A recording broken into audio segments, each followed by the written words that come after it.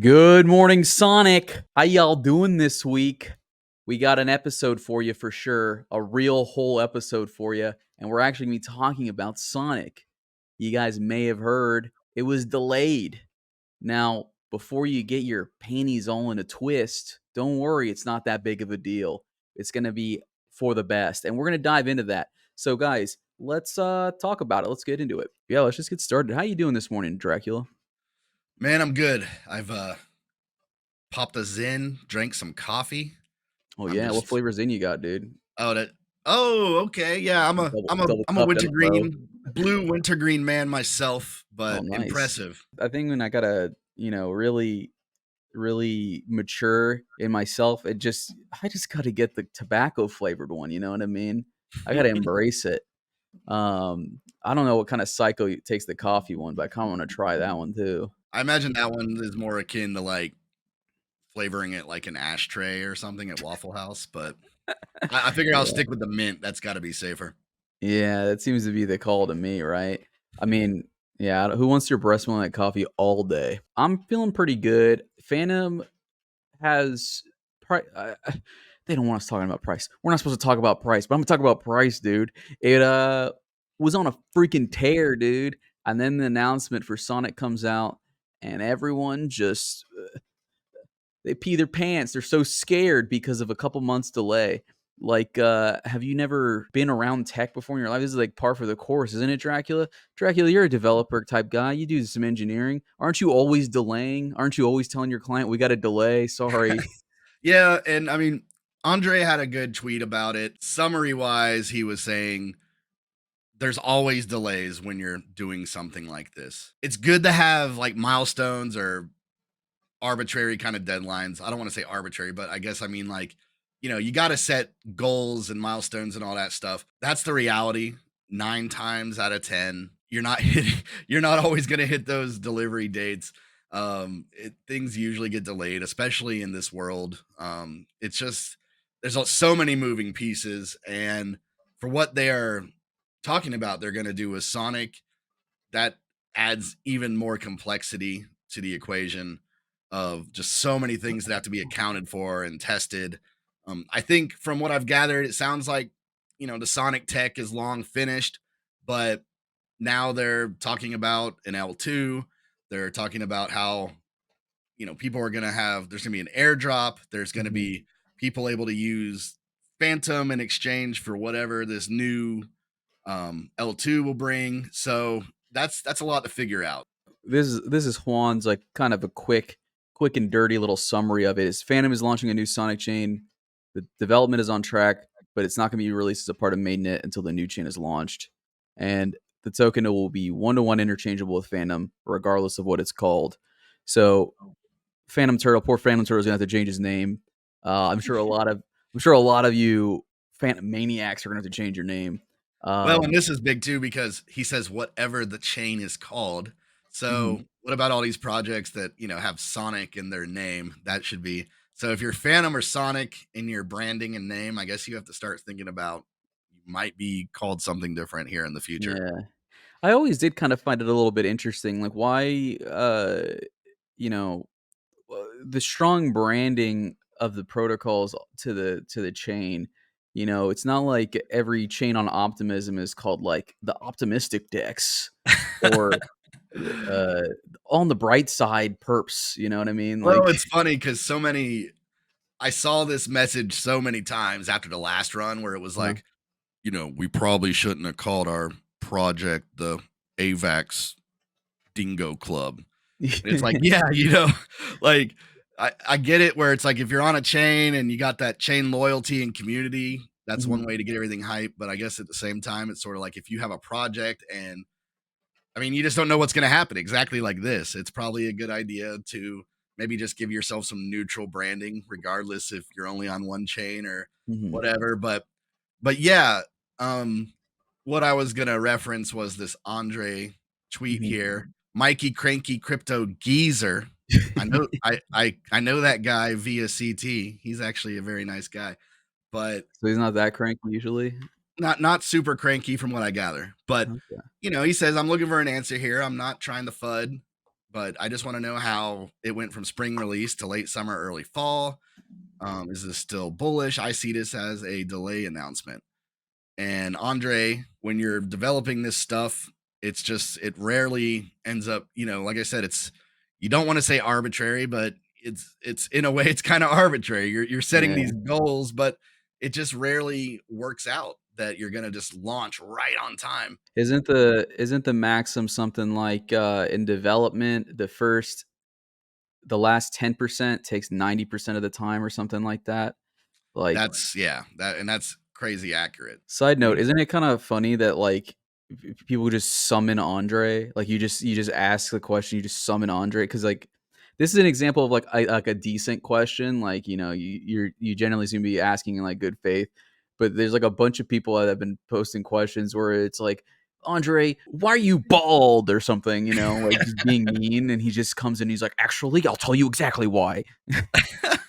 Yep, But he did get summoned here, which was, kind of wild. If you look at the original, tweet or whatever, it's doesn't have a lot of activity, but Andre still came, said, "Hey, I'm gonna respond to any good questions." So he says, spring release was for base Sonic, and we hit that milestone. Opera release could be a base release since back in 2019, bridges didn't exist. Interoperability wasn't a thing. Native tokens like USDC, USDT wasn't a thing. dApps weren't even a thing.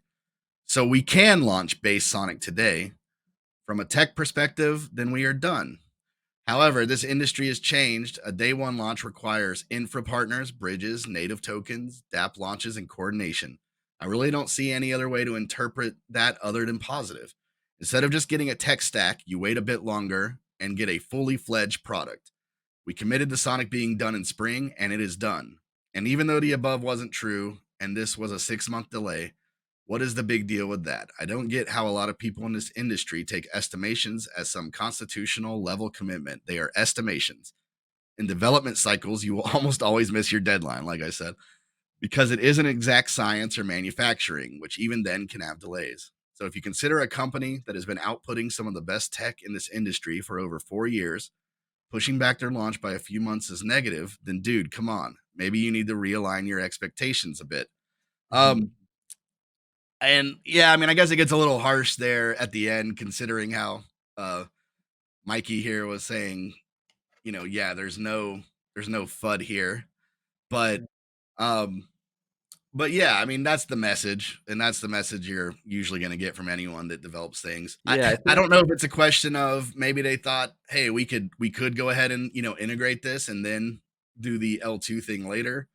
But to me, it does make sense to just say, I mean, why don't we do it all at once? By then, we have all the partners. We have the bridge that the bigger investors want to see. The Canonical Stablecoin. As you've also maybe seen on the timeline, they're kind of going through revealing a series of new investors, like big VCs, angel investors. So to me, it is kind of like, man, I get it how it kind of maybe takes a little bit of the wind out of the sails. Fantom itself was just kind of going on a tear. Everybody, I think, was trying to get positioned for the launch. But it's like I said earlier too. I mean, they're gonna have this airdrop thing. I mean, there's just so many moving parts. I can't say I really blame them for just saying, hey, let's push it back a little while and we can drop everything at once, have everything ready, everything, tied up in a little bow. I understand some people's disappointment, but at the same time, I feel like this is the right move at the end of the day.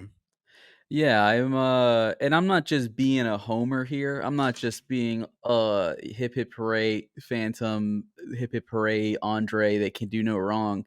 But it isn't like it isn't the end of the world. And it's like if you've ever coordinated a project of almost any size, you know that a deadline is really an estimation, right?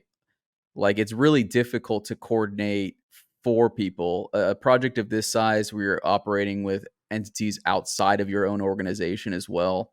Like they're having to integrate their business with various other projects, interface in different ways, onboard investors. They're making all these other promises. Like it's a very difficult thing to juggle all of these things and maintain this specific deadline. That they managed to have the tech completed at least is a good sign, at least according to Andre. The tech is already done, so they're just still waiting on all the business development stuff to catch up, is kind of the impression that I'm getting. So stop me if I'm wrong, but I think it's kind of, I wouldn't go so far as to say bullish, super bullish, but it doesn't really change much to me. But let's dive into like the actual meat. Yeah, because we're getting a lot of questions on what the actual announcement is. And before we get into this, I do want to preface this with this is not all the information. And I think that's kind of where there's a disconnect with some people, is there are people being like, wait, what the hell? Like, what about this? What does this mean? And they have come out and said, I mean, this is sort of like the, we're putting it out there. This is not like the super detailed specifics yet. This is just kind of saying, here's what's happening, here's what's coming.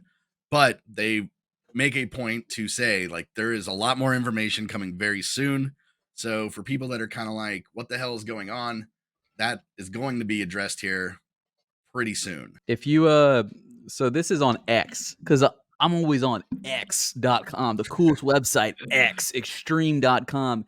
But if you go onto the blog where this post is also hosted, maybe they should have included this in this post announcement. I don't know. But in the blog, it's clear that this is a part 1 blog post. Like there's going to be more after.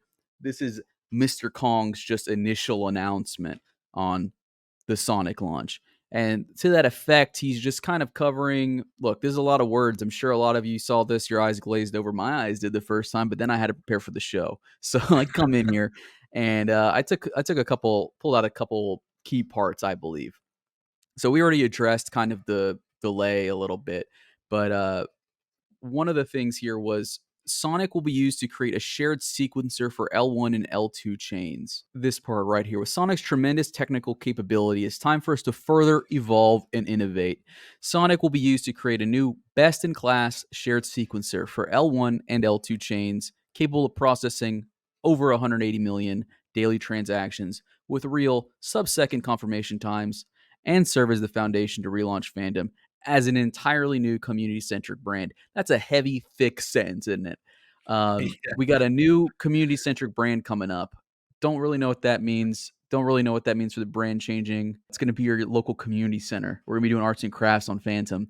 But the key thing here I wanted to ask you about, Dracula, because I don't really know what they mean by a shared sequencer for L1 and L2 chains. Could you clarify that for me a little bit? I think that might be helpful for some of the people out there too. Yeah, I mean, the sequencer basically is, what you see, kind of like the reason these L2s exist, like Arbitrum, Optimism, Base, is it's kind of handling the data, the transactions. So what it's able to do is take a bunch of those transactions and bundle it differently, and then still have Ethereum validate those transactions. So that's how you're able to save on gas. That's how the speed can be faster, because you're kind of adding this layer that is handling that part of the transaction, so you're not waiting on the Ethereum network to handle everything. Sonic being basically a improvement on the current sequencer tech and intended for L1s and L2s, which I find interesting. So I'm not sure what they mean by that. I'm guessing maybe we could see something like other chains using that sequencer. That's what's Maybe. curious to me. It says for L1 and L2 chains, and that's such a broad statement. So that means like Arbitrum could use this sequencer, or AVAX could use this sequencer or Yeah, something. that's interesting to me. So I guess we'll get more on that. I mean, that's hot. That's actually extremely bullish to me, because that's like if it's such an improvement on that tech, which seems to be kind of like a bottleneck. I mean, not a bottleneck. I'm sure it varies across the different sequencers, but it is the massive improvement, right? To me, how you've described the sequencer is like if you're like in a factory, the classic factory assembly line. The sequencer is what's putting everything in order so that it can then be assembled, right? Like if the assembling part is the security, like we're finalizing it. Yeah, I mean, that's a good way to look at it. So it's kind of like, hey, Ethereum, you're Oh, having to pay all this extra gas. maybe here's a better one. Yeah. If you've ever worked in a warehouse and you're building pallets, right? Like it's it's building the pallet, like organizing everything on the pallet so it's a nice shape that you can load it and then ship it off to wherever it's going, which is going to be Ethereum, where they're going to put it in a vault so it's nice and organized. Yeah, yeah, that As opposed works. to I just throwing a mean, bunch of shit in the truck and just hoping that it makes it there. yeah, I mean, so it's taking pressure of, Ethereum having to do, everything in order, and you're having to pay the gas because of all the activity on Ethereum every day. Right now, most of these L2s all just basically share the same tech. Like you mentioned, there are still bottlenecks. From what I've seen, you're still kind of just confined to whatever Ethereum can handle at that moment. Yes, you can be on an L2 and it's cheaper than being on Ethereum, but on a day where gas on Ethereum's super high, are we really accomplishing what we're trying to accomplish when transactions then end up being like $10 on the L2s? To me, that doesn't make a lot of sense. So I think the tech did need some improvements. And surprisingly, there just hasn't seemed to be a lot of that happening yet. So I think this is a really good angle for Sonic. And yeah, I mean, it's from everything we know about the specs and everything that it can accomplish. Um, this would be really cool to see new chains and other projects use it. I'm not 100% sure if that's what they're going for, but this wording to me feels like maybe that's what they're thinking, is that there could Yeah. be other projects launching with this. That wording gets me hot and excited because that's a new business avenue for generating revenue, right? Like if you're selling this or you have to pay to use this shared sequencer and it is superior, why bother wasting money on development when it's already done? I'll just pay whatever whatever this community centric brand is to use it. Since we're speculating, I don't want to keep going on too much about it, but what you could imagine is with the optimistic L2 tech, they're working on what they call, the super chain. And that's where that's kind of taking from the original, like the original project that kind of tried this was Cosmos, Mhm. where you have the interchain operability and you can just kind of go between the actual Cosmos chains like really easy, like straight out Mhm. of your wallet, assuming that's what they're going for with the super chain. And based on this language, maybe they could be thinking the same thing with Sonic, which would be really impressive to say, hey, Oh like yeah. anyone using Sonic, we have this big network. But like I said, this is just kind of speculating, so I we could could probably, speculate all day on this. yeah. On if you watched on my show on Block Bites, we would talk about this fairly often. I would say the idea of trending towards uh, no bridging at all anymore is the ideal future, or at least extremely minimized, where you have the standardization across many chains. Where this is an interesting idea. I don't want to get too far into it, but um, the idea that like this super dedication to a specific chain is going to be no longer extremely relevant to the average user, right? Like I'm not Yeah. guarded and walled in, but let's Yeah. And I continue think, on because there's more we got to cover. The next thing here I want to talk about is he's got a governance proposal he's submitted that's covered a bunch of stuff. So bridging and security. I guess this is the big thing is that they developed a Sonic rollup implementation, a first class citizen or a validator set to fully decentralize the bridge while using our existing network security plus inheriting Ethereum's economic security. This is when I've heard people talk about this, like, is Sonic just gonna turn into an L2, just a roll up for Ethereum? This seems like it's gonna be one implementation of Sonic as a roll up, just so that they can get that seamless bridging. This seems to contradict a little bit of what we're speculating, but maybe this is where that L1 L2 sequencer comes in. I think the bridge alone would be a decent reason to delay this launch. As far as people that I know, bigger projects, bigger investors, the multi thing spooked a lot of people. And I know just from my own personal conversations, there's been a lot of people that are like, I will not go back there until there is like a bridge system that makes sense. So I I think there's a reason this is the very first bullet point here, because that's just super important. And I think that alone would be worth them making sure they have their ducks in a row before, rolling out some big launch. For sure. It is like really intimidating, I would say, even for someone who uses DeFi to go on a chain and there's like 4 different USDCs or whatever with Mhm. weird names. You know, it feels like I don't know. If you've ever been a real DeFi neophyte like me, you've definitely sent funds to the wrong place. Bridging is good. Good reason to delay. Number two, simplified staking. 14-day unbonding period versus time-weighted rewards to capitalize on liquid staking. So they're going to simplify their staking so that APR will no longer depend on lock time, but rather have a fixed 14-day lock period. And this is to really capitalize on LSTs, those liquid staking tokens that we all know and love. Um, and this should unlock $1 billion in opportunity in the market.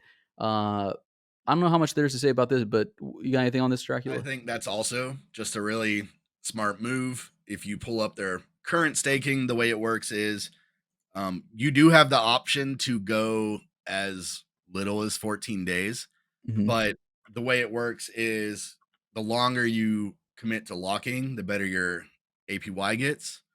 Mm-hmm. So, it's obviously promoting people to max lock, Mm-hmm. which is set for a year. Yeah. So, so yeah, to me, I think that's a really good idea. What they're talking about with the LSTs is that, for instance, they can set this APY, it's not floating around. No matter what, you're getting a certain percentage for that 14 days. So that helps LSTs kind of able to deliver basically like guaranteed APYs. That helps LSTs have more liquid to shuffle things around. So I think it's a really good idea. That's kind of unique. They're also saying here that on top of creating some of these opportunities with LSTs, that just keeps a lot more Fantom in the market, which I say Fantom, but who knows what we're going to be called here down the road. But yeah, I mean, I think that's bullish all around because how many people lock up for a year every year and then there's stuff happening that they would invest in or things Mm-hmm. they would participate in, and they're like, well, I'm locked. The LSTs also help with that because people can still say, hey, I'm still getting this APY, but now there's a pool that I can also put my LST in. People love to see that. I mean, that's been obviously a huge narrative and craze on Ethereum, but who doesn't want to double dip? You know what I mean? Why would you Mm-hmm. not want to do that? So I think that's super Right. bullish. Unlock that capital. Let's get some higher capital efficiency on the Fantom network. That's what we're looking at. Um, Yeah, I think it's pretty good. I think it's pretty good. I'm stoked for that. Next up, in this proposal, grants programs, which is very generic language here, but we'll continue to significantly scale and accelerate our grants program for developers. And this is really nothing new, but increased focus on gaming, DeFi, social media, streaming, and now distributed AI. Streaming is an interesting one because that's one that I haven't really seen a lot of people focus on. The only streaming blockchain project I'm aware of is Senko Corp's DMT whatever. Yeah, so Foundation hit us up. We can be the first guys streaming Oh on yeah, Sonic. You know what I mean? I could just stream my S4 gameplay. Yeah, we've touched on the original DeFi season on Fantom before, and part of that acceleration was that grant program. Mm-hmm. So to me, this reads like, hey, we're gonna get committed to ramping up the grants again, get some projects in, get some volume in. So I think that's also very, very bullish. Right on. And then this is what I think is the sleeper that's got a lot of people really excited is the rewards campaign because this implies an airdrop, I think, or something similar. An extensive rewards campaign for both the current Opera network to thank existing users for the support and for the new chain. um, Points program, airdrop, NFT. I don't know. I don't know. Maybe Michael Kong will send you a personal thank you letter. But something is going to come as a result of being an existing user and supporting the network. Do you have any details? You guys any alpha on this, Dracula? Any way I get points max? I yeah, I don't have any details yet on how it's gonna work. I do know they're looking at a point system where, as it says here, existing users and new chain. To me, what this maybe means is They'll probably work out some parameters for the current Fantom users, but then they'll probably have some kind of, set amount of dates where people can maybe participate in the new network. That's usually how Mhm. it works. Because you just get you get a lot of hype and you get a really nice volume surge there when everybody's like, I got to get my points. They had outlined this a while ago. It's part of what began this heating up on the network. Hopefully, they drop something that's just got people really excited about the incentives. But I think that if you're going this route, you kind of got to go big. So I imagine they will. Yeah, I mean, it's shaping up that summer, fall is gonna be huge, um, for activity, right? It seems like this marketing campaign is really kicking up. Um, when all right, so next one that I have no idea what this means.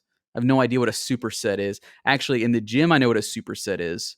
It's when you alternate between two different exercises in your sets. But what does that mean for Sonic?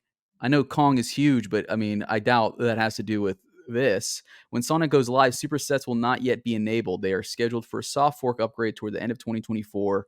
This will drastically increase FVM performance. From what I know on supersets, it's just kind of like a way to program the information, like the data. I'm assuming that when they're talking about there being an upgrade to the supersets, that is probably just another upgrade to how the data gets processed on the chain. Hyper nerd stuff, very technical, but it's going to make the FVM even faster.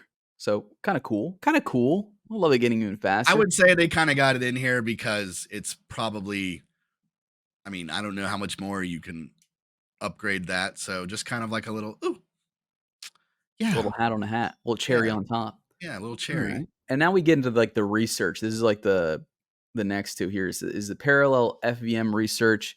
Bernard Scholes, they love this guy. He's going to be checking out parallelization as an upgrade to the FVM, the Fantom Virtual Machine, to further boost Sonic's performance. So this thing's gonna be supercharged, and they're not stopping. They're continuously trying to make it even faster, which I think is kind of cool. It seems like this part of the proposal, the governance proposal, is just kind of like securing, I guess, the funding through like decentralized means or whatever for this research initiative, which makes sense to me. I don't know if you have anything you want to say on the parallel FVM. When we're talking about the sequencer and you're talking about, the assembly line and you have your data and it's like an assembly line. The idea with running parallel is that let's say you have 10 transactions and one of them is holding up the network. So it's holding up the assembly line. That gets booted out and moved to the parallel processing. Mm, So the idea is to like just keep that efficiency, like if you had something that was going to even slightly hold up the network, you can boot that out and that can kind of have its own processing while the normal stuff's still just flowing like normal. Kind of like what we were saying with the superset. It sounds like the power of Sonic, it might not even be like, oh, like this is going to be life changing, but it sounds like they're doing research on it. And I mean, hey, anything that's going to make it faster, then of course everyone's going to be all for it. So I think the point here is that they've already made a really amazing piece of tech and they just want to keep building on that and improving it as much as they can. These additions and this research and stuff, I mean, sounds like Sonic's already going to be a good deal ahead of the current, L2 processing technology out there. mhm. But why not make it worlds apart if you can? Yeah, and I mean, in continuing in developing this already highly polished diamond, polishing this diamond even further, we got ZK execution scaling is the next component of this proposal, where Andre is continuing his research in off chain execution with on chain verification. So what they've found so far is that verification is more expensive than execution for simple transactions. And so they're going to continue to try and see like how they can make this process a little bit more efficient to bring, I'm assuming, the ZK tech to Fantom or Sonic, whatever this new thing is going to be called, which is exciting, is interesting to me because I have, from my understanding, a lot of the ZK implementations we're seeing out there are not doing super great. because they are kind of slow. They're kind of expensive. I like that they haven't just rushed to implement like the hot new thing. I mean, ZK Tech is pretty huge, I think, in terms of privacy. Nice restraint in terms of just not trying to force this thing to fit until they figured out how to make it work with their system. Anyone that's been around for a minute, ZK was a huge narrative, a huge meta. Everybody was getting in on it, but so far the execution kind of got a little more of like a womp womp. Mm-hmm. Um, you know, like you were saying, it does end up being a little more on the expensive side. The cons right now kind of outweigh the pros in my opinion. So it makes sense that, they're saying, hey, we're going to look into it. But considering that our whole thing right now is going off of super fast and super cheap, you can't really throw that in the mix quite yet. That wouldn't make a lot of sense. Yeah, I mean, all the language so far is about going fast. We can't slow it down, and we can't make it more expensive. Sticking to their strengths here. Here at the bottom, we've got the Canonical Stablecoin. For both the current Opera network and the new Sonic stack, a Canonical Stablecoin is an essential ingredient for the success of DeFi. We expect this to be in place in the very near future. Beautiful political language here from Michael Kong. Uh, Beautiful might be a bridge too far, but decent political language here in the very near future. Very near future, and is that next week, next month, next year, next decade? Who knows? The arc of history is long, but it bends towards a canonical stablecoin. I'll say that. Um, does this mean they're going to own it? I don't know. Does this mean they're going to pay someone to build it? I don't know. Yeah, it is a little vague, but it is hype inducing. Mhm, But yeah, maybe this is coming sooner than later. mhm. They are saying it's for the Opera network and the Sonic stack. So that leads me to believe, I mean, obviously, if we're looking at Sonic coming end of summer, early fall, maybe we are getting this stable coin still in the spring, early summer. Just speculating on that. This has been a gripe even before the multi stuff happened. This is a huge deal. They've been working on it a long time. So this is just another one of those things that investors and bigger money definitely want to see. So yeah, still just kind of setting the stage here for kind of resolving any of the questions or issues people have had over the last couple years and introducing a bunch of exciting new stuff too. So to me, that's like win-win. I can't really think of anything off the top of my head that they have not addressed at this point that they're going to tweak or fix that people have had issues with. This is a pretty solid communication here. I can understand why some people, I guess, are let down by the delay, but I mean, there's a lot to chew on here. There's a lot going on. I think it kind of evidences that uh, some aspects of a delay are maybe necessary, or in some ways a delay is necessary, and kind of bullish, baby, kind of not bad. So things are still cooking at the foundation. They're communicating it very effectively. I'm stoked about it. They sign off here by pointing out that they're going to share more details soon, specifically around new partners, uh, angel funding, targeted industries, use cases, and audience engagement programs. So, if you're not following the foundation now, maybe do so. Might be give you a little bit of an edge, or you could just keep following us, dude. We'll just keep telling you about it too. And speaking of those angel investors, they were going to give more details on. I think right after a couple days later, this was the next announcement from the foundation. Sam Kazamian, founder of Frax, is committed to deploying with a natively issued asset on the Sonic tech stack day one of launch. Pretty huge. Pretty huge. If you know me, I love Frax. I think it's cool. They got a cool ass stablecoin, which is also what we were speaking about earlier. So big news for that to be coming onto Sonic day one. It's hard not to be bullish on Frax. They build amazing products, but furthermore, they have a gigantic community. That's kind of like everything in the total package where you have the opportunity for a lot of volume, a lot of money flowing in, but also they have this massive community that's also probably going to come in and poke around and, you know, kick the tires on all the new stuff. That is an excellent get. Yeah, big win here. Foundation guys, biz dev team killing it. Great job landing Kazamian. I didn't know he looked like this. I had no idea what he looked like. He doesn't look like the sweaty nerds we usually see. It's disorienting. It's way too handsome. disconcerting. Way too handsome. It's making me uncomfortable. Yeah, he needs to get off my screen. Get out of here. Yeah, that's covering the announcements, but Mhm. you know, like we kind of mentioned earlier, I guess for anyone that is confused, to me, what they're saying here is that opera is still a thing at the moment. We'll see with further announcements what happens in terms of when Sonic launches. Are they kind of folding everything into one deal? Is there going to be FTM and, you know, whatever this new Sonic L2 brings? To me, it probably makes sense that somehow everything gets kind of pulled in together. So maybe that's what they're thinking. But yeah, at the end of the day, we're pushed back here till end of summer, early fall, so that everything's just ready to go. And there will be a lot more details here in the coming weeks. So I think by then they're, you know, going to make some really strong statements about here's exactly what is going to happen. Right on. So we're going to get more clarity, more specifics soon, but we got the roadmap pretty much. We got like what's happening. So if you like Fantom, you should have loved this announcement, and you should have loved this episode, to be honest, dude, because we laid it all out for you. So we have a newcomer here. I'm assuming that it's maybe a meme project named Cornie.